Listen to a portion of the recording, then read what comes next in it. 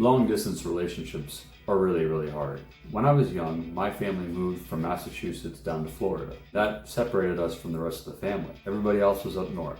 Grandparents, uncles, aunts, cousins, completely isolated from everybody. I had to learn how to have long distance relationships. There's nothing in school that really teaches you how to do that. We didn't have internet when I was really young, so it was calls and then it was writing letters.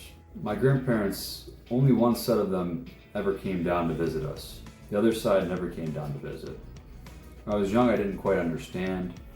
I was kind of explained it's because my grandfather was scared of flying. Years moved on, and we continued to maintain the relationship between writing letters, phone calls, but as a kid, you don't really appreciate that. And it got to a point where it honestly felt like a chore to me, and my grandparents sensed it and said one of the times when we were supposed to talk, let's not talk to the kids, they don't really seem to want to.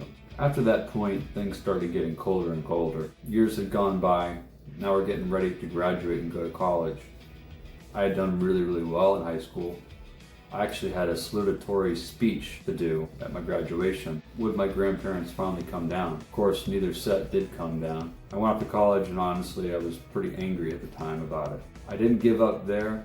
I still try to make phone calls. And at that point in time, I don't know what was going on between us, but there was a point where I called my grandfather and I said, "Hi, this is Tony, your grandson." The answer was, "Sorry, you have the wrong number." A few years later, my grandfather dies. At the time I realized that my grandmother just lost the love of her life.